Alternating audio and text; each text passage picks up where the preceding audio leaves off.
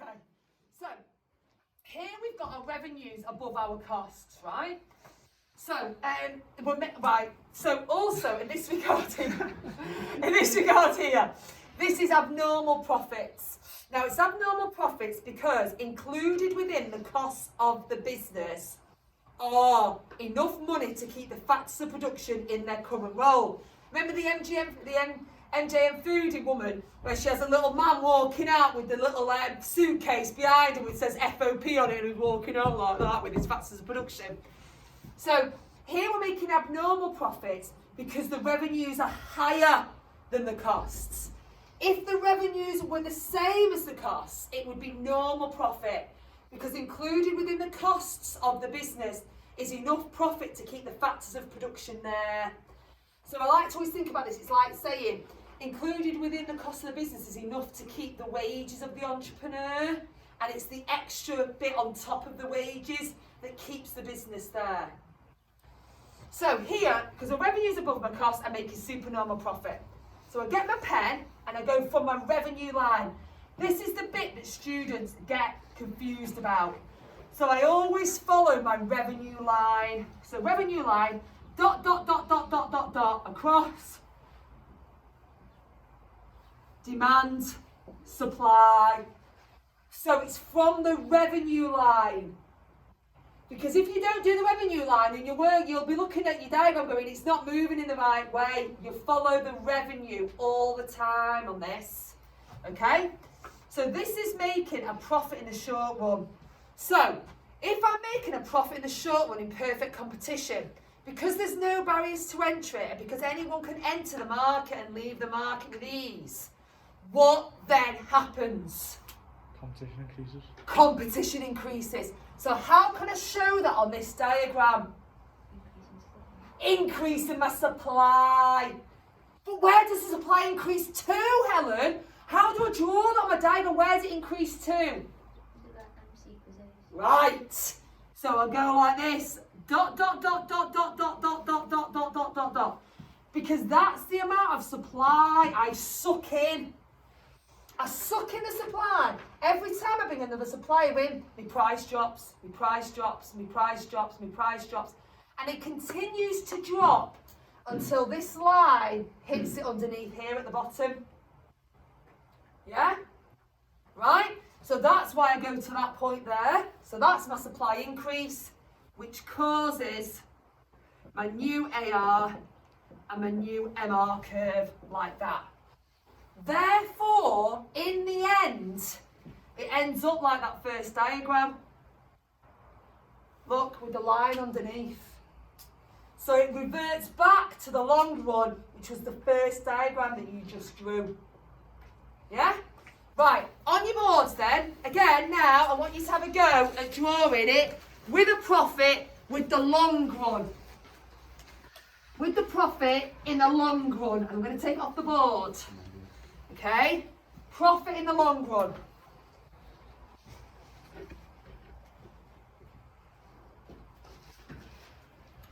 Profit in the long run. So, one. Well done, Steve. Excellent. Straight away, you're doing that right. Good. No, take that bottom line off. Okay. That's it. That's it. Now show me a profit. I need the other diagram next to it. You need two. On the market one. You need two. Yeah, you need two. Now, right, yes. That's it, Hugo. That's it. That's it. That's it. Good boy. Good lad. Yeah? Good lad.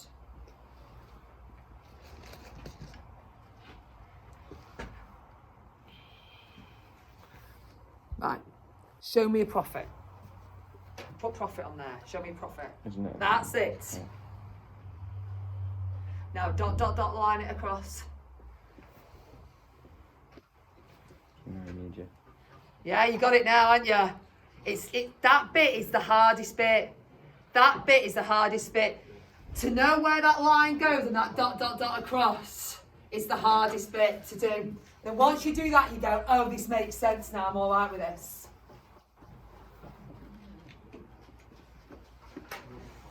Okay? Okay? Yeah? Yeah? Yeah, we've done that. Okay, now I want you to have a go at a loss. But I just want you to show me the short run loss at first. The reason why is because the loss of the profit, it looks the same way. So I can check that you know what a loss looks like. So I can check that you know what a loss looks like. Show me a loss in the short run. So I want the industry and the market, the firm and the market.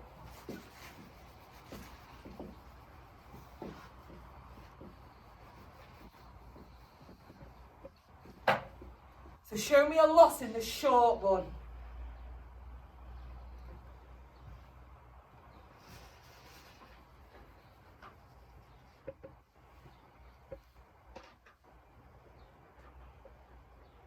That's it.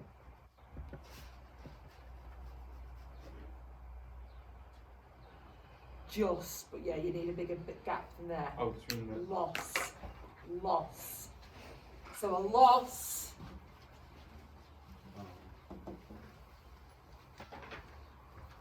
Good lad.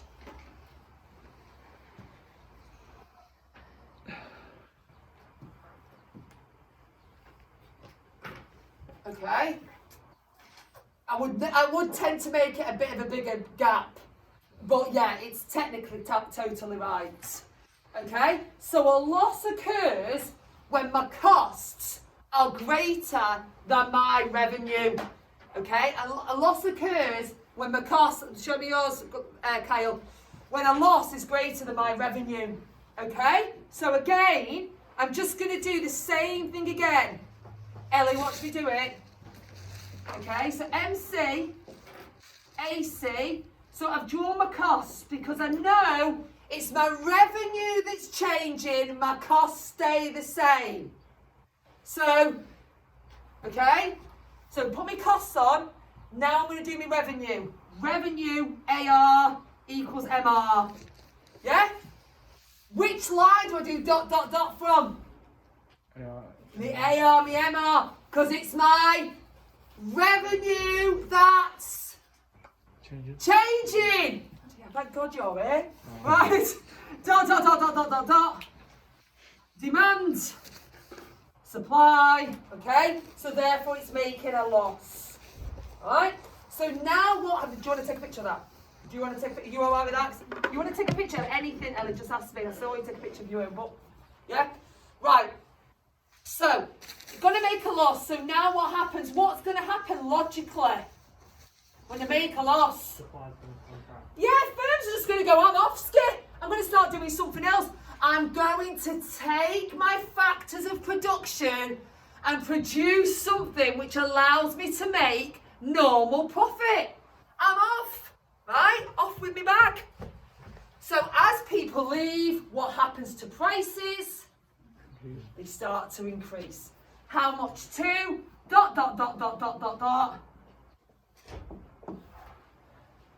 Decrease in supply, increase the price to hit the new AR, MR curve. And that's why I like you showing me short run and long run, because I can see the difference between the two, because otherwise it's the same diagram both times and it's hard for me to see. Okay? How do we feel about that? On your boards, out of 10, how do you feel about perfect competition now? Yeah? Got there at the end, didn't you? Yeah, it's good that. Yeah, we all look better, right? Okay, let's do Monopoly. Okay, let's do Monopoly. Okay, let's do Monopoly. So, I'd like you to draw me a Monopoly in making a profit. A normal Monopoly making abnormal profits. Okay, because we know that monopolies have massive barriers to entry that stop people from entering. And because they have massive barriers to entry that stop people from entering, they're able to maintain high profits. So we only have one diagram for monopolies. We don't have a range of them. What I did is I've recorded the lesson from when you went out. So I'll put it on for you in a minute. No problems, Angel. Hey. Monopoly, making abnormal profits. Spot on. Right. Bloody hell, they're efficient down there, aren't they? You've got to say that's efficient, haven't you? It's grim, man. It's horrible, isn't it? It never gets easier. It doesn't, does it? I think it gets worse. The fact that as soon as you can see it coming towards your nostrils, I just think, oh my goodness. It's the nostril bit that gets me. Okay, so monopoly, making abnormal profits. Right, your AC curve is just a bit too low. Needs to be in that space there. Should have touched your board, sorry. Okay.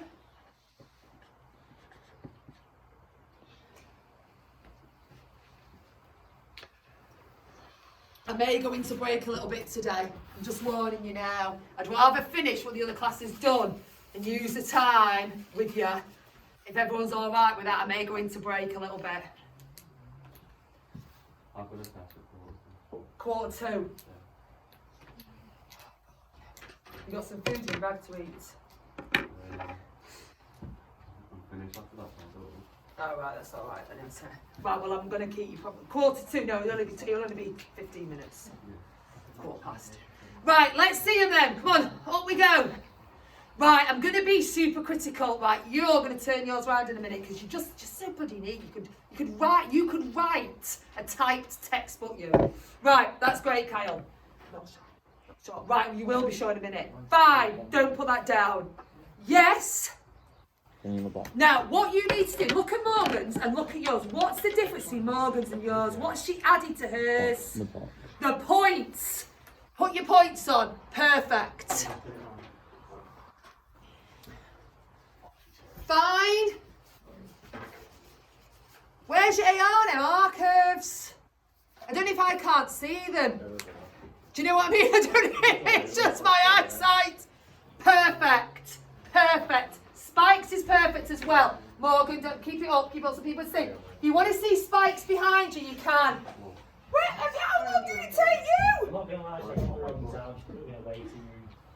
Why you should have come up? What? You daft head. You put me in a waiting room before I got early, couldn't you put me in a live chat?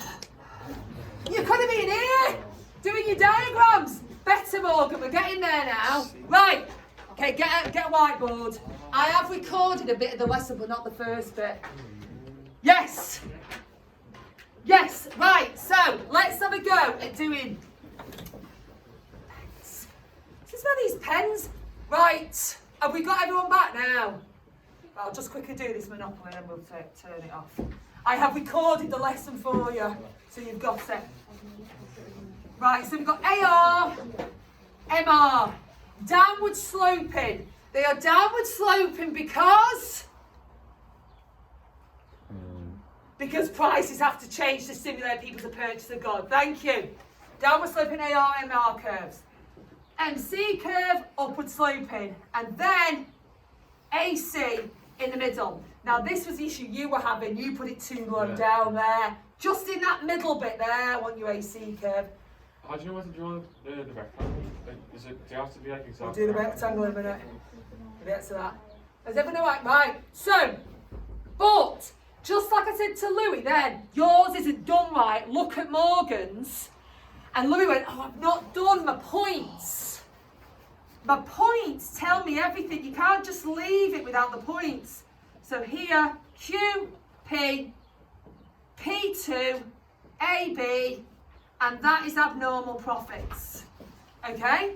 Now, this is abnormal profits because MC equals MR tells me the profit maximising point. That's why I produce what MC equals MR. But how much will the market pay for Q output? Like yesterday with the example of the guy selling PPE. when he turned around and he said, well, look, it's 18% markup, it's £40 million.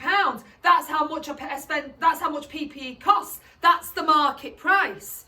So this monopolist might be able to produce it at Q1. He might be able to sell it for a lower price, but the market price is P, because that's where Q1 hits the AR curve. So Q1 all the way up, so that's the market price. But how much does it cost that firm to produce that output where it hits the AC curve? Now remember what we did yesterday. What did we say yesterday about the AC curve? We said that with the AC curve, okay, that if it shows me my average, if I'm producing Q1 amount, that's Q1 amount, that's Q1 amount, that's Q1 amount. So that whole box there gives me my total costs, because it's the average times by quantity. So therefore, that's the cost of producing the good. That's the revenue of producing the good. So therefore, the difference in between is the profit. Okay? Okay? Okay. Right. On your boards, please, I'd like you to draw for me, okay, monopolist making a loss. We'll carry on with the recording. I mean, you'll come back, won't you? Yeah, come back. Shall I go? Have you got it now as well? Yeah, yeah. Go with Morgan, we'll come back. Have you got it as well? Yeah, come back. Should I set to the 98, Alex?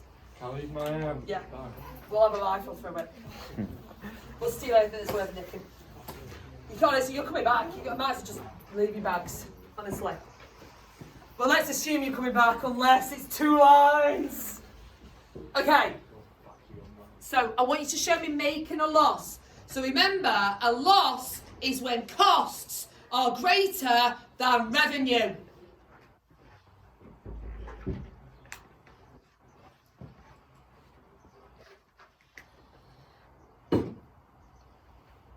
Spot on, spot on, spot on, spot on. These are your lines on it, and I'm going to say this to you because you could take this, Jack. Yeah, slightly skew whiff on your AC curve. That is perfect. Yeah, great. Now you need an AC curve on that. If it is there, I can't see it. Your AC curve is just drawn perfectly. Right, good lads. You remember on him all this time. Now you two look at Fiona's. Fiona, show Sam yours. Have you just taken it off? See what she's got hers. It's easier to read. Good. Good, getting better. Spot on you. Go Willie, love your diagrams. You love your diagrams, you don't you? I love your diagrams. Okay. Isaac, we're seeing yours. Yes, perfect. Right. So we're all about with it making a loss. It's just above. So very quickly. Above it like that. And so your loss is the difference in between. Are you okay with that? Right. Right. Because I want to wait for them, there's another one I want to do now, but I'm not going to do it because I want to wait for them to come back. So we're going to move on and come back to a really tricky one. Okay? So, the next one we're going to do, the next market structure is, on your boards, can you write down for me 3 barriers to entry of monopoly and an example? Just 3. What's the question? Can you write down for me on your board 3 barriers to entry of monopolies and examples why? Remember, Louis, we're recording this so you can watch it back and write the notes down. Okay, so can you write down for me 3 examples of the barriers to entry for monopolies and say some examples?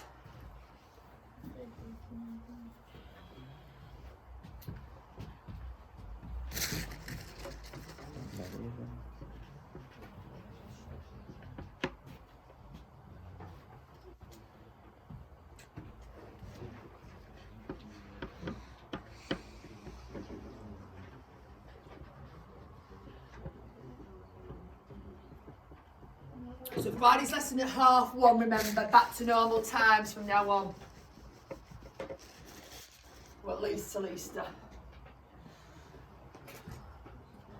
I'm not going to lie, can't read a word you've said on the way you're going to wear out your shopping list. I can't read any of that. Yeah, keep it up, yeah. I can't come too close either, you see. Customer loyalty, yeah. Tariffs, yeah.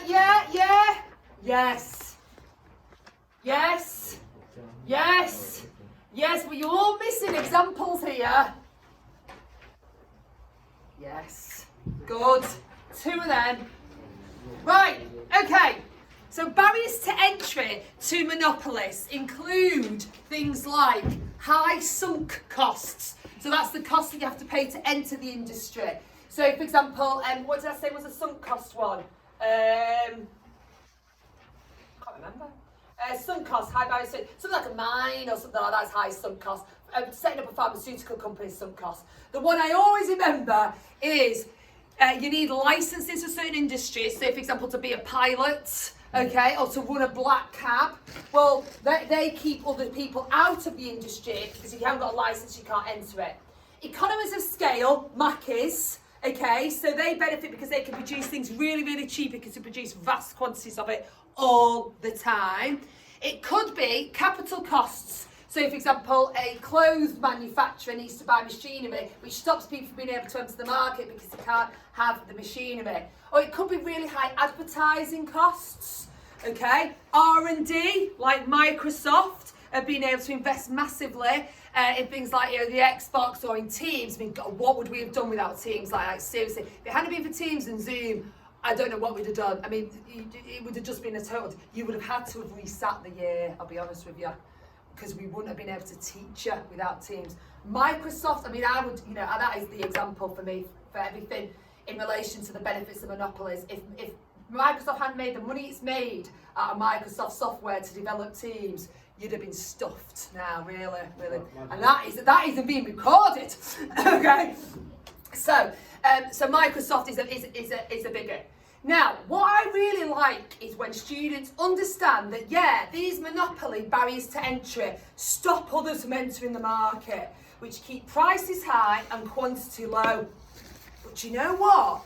They also mean that pilots have got licenses and therefore less likely to crash the plane. That a taxi driver has a license and therefore is less likely to crash the car. That the pharmaceuticals that I receive are going to be safe. That firms research and develop products, which means I get new products in the future. So yes, it's right, these high barriers stop people from being able to enter, but they also mean that everyone else gets access to really great products. So it's important to understand the yin and the yang of something like monopoly. And students always go, oh, monopoly, you're really evil, you're really bad. And actually, it's like, yeah, you know what, you're not great, but you've got loads of positives about you as well. Okay, and that's what I really want you to get. The next thing we do about monopoly is the idea of price discrimination. I don't want you to worry about the diagram. You can learn the diagram, it's great. But the only idea about price discrimination is the idea that you charge certain people very high prices who are willing to pay it, certain people lower prices because they're more price sensitive, and that allows you to maximise your revenue. Okay? So those who are willing to pay a high price, you charge them a high price by having something different or special. Time of the day, time of the year, an extra thing. Everyone else is more price sensitive, so you give them a basic product, maximises your revenue. This again can be seen in two ways. Evil monopolists charging certain people very high salary, very high prices. Isn't it good that some people get low prices? It all depends on which way you're looking at it. If you lived in city centre London or on the commuter belt and you had to pay maybe £3,000 more a year to get to work during peak times, you wouldn't like a discriminating price monopoly. But when you go into a shop with your NUS card and you manage to get every discount and reduction off your product, then you don't mind it so much. Okay. Right, I am going to move on to the next market structure. I do want to come back to monopolies in a minute when Marmates come back. So the next thing we do is monopolistic competition. Now, monopolistic competition, as you know, is my favourite market structure. It's a close tie with monopoly, to be honest, but it is my favourite market structure, and it's my favourite because it gives the ability for firms to grow, and it gives entrepreneurs the fertile ground to do things differently, which means that we as individuals get better products. So on Tuesday night, my best friend's son's got COVID, and it was her daughter's birthday. So I said to Lisa, it's all right, I'll come round with an ice cream, you know, for the kids. So I went out to get an ice cream. Now there's loads of ice cream shops you can get ice creams from. Velvet's round the corner, this, that and the other, loads of places I could go to. Go to a water park, they sell ice creams. But I thought, oh, I'll go to one in Pemberton. A gelato place, right, in Pemberton. You should have seen the size of the ice cream. £3.20 with a bit of price discrimination, right? £3.20, and it was like a brick. It was about that big, and it was just full to the top. Loads of Crispies, sprinkles, chocolates, sauce. It was amazing for what I paid for it. I couldn't believe they could sell it at that price. And I've benefited because that business has to do something different to stand out for its competitors. So that ice cream was better because of the market structure it's in, because it has to produce something different from its other competitors. Otherwise, people will go to the competitors and not that one. And it's that bit, that continuous change, that continuous adding. And when I went in, it's all pink. I don't know if anyone knows it in Pemberton. It's all pink when you go in. It's very like retro, and it's pretty cool. You can imagine the girls would love going in there if you're 7 or 8. You know, a milkshake would be like the coolest place to go. But that's added value to the consumer. So in the short run, you're a monopoly because you're doing something different to everybody else. But then people copy you because they see that you're making abnormal profit, your revenues are greater than your costs, so everybody copies. So on your board, I'd like you to draw from it the long run, monopolistically competitive market. This is a tricky one to draw. The long run.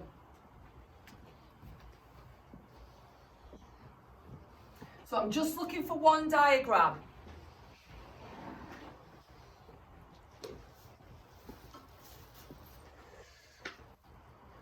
Just said if those of you that weren't here, I am going to run into break. I hope everyone's all right with that because I just want to make sure I've done everything I need to do.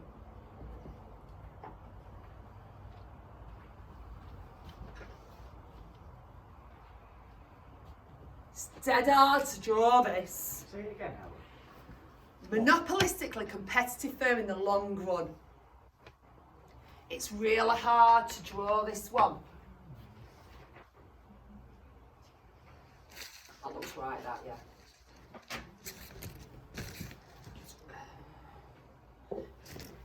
MC equals MR and up.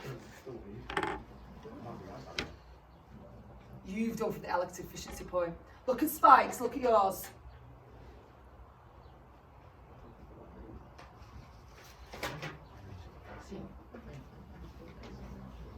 Okay? So. Looks like Louisiana's. It's right, it's fine. Well, so that's nothing wrong with that. You look at him, and then soon you'll start to be able to do it yourself. Yeah, you look at mine on the board. Right, okay, let's have a go. This is a tricky one. If we're going to be absolutely correct, and I know some of us will want to be, it needs to be a flattish AR and MR curve, but I'm not going to take marks of anybody for that this year. So, if I was just assessing homework or anything like that. Right, so we've got an AR curve and we've got an MR curve that look like this. Then we've got an MC curve that goes up that looks like that, okay? Now, this point, I draw this differently to most other curves. So here I go like this, okay, Q1. And then I go up to hit my AR curve, now P1. Now I know that this market structure is going to be making normal profit in the long run because it's going to be producing where AC equals AR because you've sucked in other people, you've got rid of all your abnormal profit because other people have entered the market and copied you. So you can only make normal profit, just enough profit to keep your factors of production in the current position. So what you do is you go like that, and you go like that with your AC curve. So your AC curve hits it there, and then hits the bottom of it there. So it has to be a bit flatter at the bottom than normal. Okay, so do you want to watch me do it again? Okay, so you have to, this one's a tricky one, right? They are tricky, these curves, you know? So MC, so you draw the curve and then you go right, dot, dot, dot, dot, dot, up, dot, dot, dot, across, and then you say right, AC like that. You kind of do the tangential bit and then you go across. Are we okay with that? It's a tricky way, it's the trickiest of all of them to draw, without a doubt. Okay? Why does it touch its side? No. Why does it touch it there? Because it's making normal profit. So normal profit is where AC was there. Oh yeah, yeah. it's horrible, isn't it? That is, It is. You got it. I mean, sometimes, I have been known to say to students in the exam before they start an exam, well, this to literally write that out, and actually keep referring back to it. Is that because there's no barriers to entry? Absolutely. So people see that you've done something different and copy. So like what happened at the old dock with the barbers. The barbers up the road, you only live around the corner from me, well you did anyway. So the barbers told you that everything changed, it was all different and that everyone started to copy? Yeah? Yeah? Okay, we all alright with that? Alright, now, I am going to wait for them just for a couple more minutes. They will be back very quickly. Now, the next thing I just want to talk to you about very briefly is the next market structure that we're going on to. So we're going on to something called an oligopoly. Now, oligopolies, you need to listen to me here, because it does make sense, this, but you need to listen. Oligopolies, right, is a market structure which has been, in a theory, has been around for hundreds and hundreds of years, since the Greeks, right? They've understood how oligopolies behave, and basically how people group together to charge higher prices. It's been known for hundreds and hundreds of years. But people couldn't draw it on a diagram. There's complexities to this. People couldn't draw it on a diagram. So only over the last few years have diagrams come out to show oligopolies. Now there's two ways that we show oligopoly. Either something called game theory, which you've got the best handout you'll ever have as an explanation of game theory, or something called the kinked demand curve, which is very easy to understand, if a bit weird to look at. Right, so I'm just going to quickly show you the kinked demand curve. Now, one of the key features of an oligopoly is they don't like changing the prices. And the reason is because if you have two competitors and one reduces their prices, what's the other one forced to do? Reduce the price. So if A reduces the price, B has to reduce the price as well, which means both A and both B now earn less because their prices are now therefore lower. So they were charging £15, dropped it to 10, dropped it to 10. We're both now charging 10. Wasn't that a stupid idea? Yeah? Yeah? So oligopolies, because you don't gain any market share, because the other does the same. Oligopolies don't like reducing prices because it means everybody earns less, and it can create something called a price war. Okay? And then one of the ways that we show this is through this weird looking diagram. Now that's very obvious what I've just told you, isn't it? The prices don't change. Right, well I can show you this on a diagram that looks like this, AR curve. But it doesn't like a normal AR curve because it's bent at a point. And this is the point, this is the price that this firm is going to charge for its product P1. It knows that it can't increase its price because if it does, everybody will buy from its competitor. And it can't reduce its price because if it does, its competitor reduces its price and they'll be no better off. So therefore, its price price is stuck. Now that is not difficult, is it? That is absolutely common sense. Right, so that is the kinked demand curve. Tick, learned. Now, we do like to add a little bit of extra dazzle to this, but it's a bit silly, really. So what we can add on it is an MR curve. Now, the MR curve, that MR curve goes with that AR curve, and that MR curve goes with that AR curve. But all I say here as an economist is that the monopoly won't change its price even if the costs it face increase, the price has to stay the same. Here, its costs are rising, but its price is staying the same. Okay? So that is the kinked demand curve for you. It's actually very easy. It just looks a bit stupid and complicated, but it's not. Okay, right. So we're going to go back. So I've just done the kinked demand curve. Don't worry about it. It is on video, right? And I will be going through it again. Now, on the whiteboard, I want us to do a really important diagram about monopoly. So this is hard, but is important. So I want you to draw for me a monopoly on your diagram, on your board, and make it a big monopoly. A monopoly making abnormal profits. Make it big.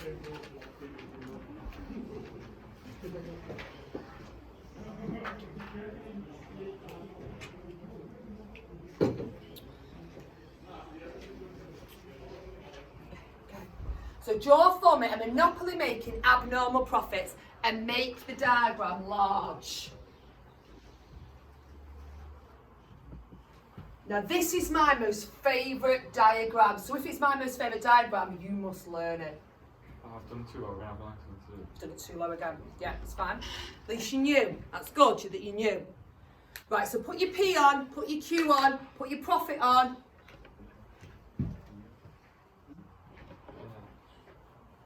I'd always put my AC curve on before my MC before my AC. That's it. Anyway, in that bit. Okay. So. Oh, let me see him. Right. Now. We've all done it right. You just have a go. Just keep going. Right. Now, on this curve, on this diagram, I want you to show for me where you would be producing if this firm was productively efficient. So, I want you to show for me where this firm would be producing if it was I want you to show for me on this diagram where this firm would be producing if it was producing in perfect competition.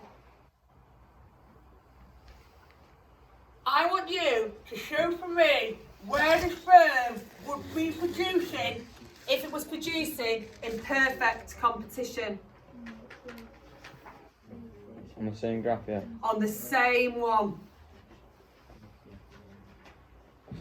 Is it there?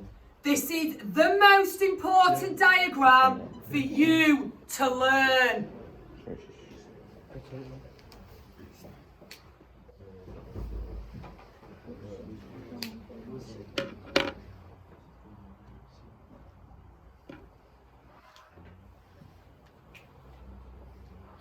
Right? You see? Yes. Now don't take it off your board. Leave it on your board. Yes. Yes. Yes. Yes. Yeah. Put your monopoly point on as well. Put your monopoly point on as well. Yes. Put the line down and the P. Put the P in the Q. Don't get rid of the diagram on your board. Let me see, Morgan. Is it? Allocative efficiency. Take the productive one off. Don't get rid of the diagram. Take the productive one off. Just keep it with allocative. Allocative's kind of more important than productive. It's a short term than this. It's a short term. So when it gets Monopoly, yeah, we only have one monopoly because of barriers to entry stop people from coming in. Yeah, put your line down, put your P and Q. Put your P and Q. Put your P and Q from allocative efficiency. Right, so look at what I do on my board now with the red line. So, allocative efficiency occurs where AR equals MC. Good. So, here. So, look what I do. Some of you didn't know what to write. So, I put QPC. So, that's a quantity in perfect competition. PPC. So, that's the pricing competition. Right. So, if this firm was a perfectly competitive firm, prices would be lower and output would be. So, this diagram shows to me the impact of monopoly, which is higher and lower. Why should I be bothered if prices are higher and quantity is lower? Well, because monopolies provide us with our food, our fuel, our banking. They provide to us all the stuff we really need in our lives. The stuff which makes our standards of living higher. So, monopolies charging us a higher price means people can buy less food and have to go to food banks. People don't turn the gas and electricity on in the winter, and unfortunately, some people lose their lives. It's more expensive for firms to invest because the price of the loans are higher. But it also means there's less food to get hold of. There are less loans to get hold of. There are less things that we need in our lives, maybe Alexas to get hold of that would benefit people. People have Alexas that tell them when to take the vaccines, tell them what the weather's like outside, tell them that they need to get up, remind them to do things. People need more of those, but we have less of them because monopolies reduce the supply. Have we got that? What does that show? What's it called? Say again. What's that called? What does it show? This shows the impact of monopolies on a productively competitive market. It compares the two market structures. Now, I want you to big eyes.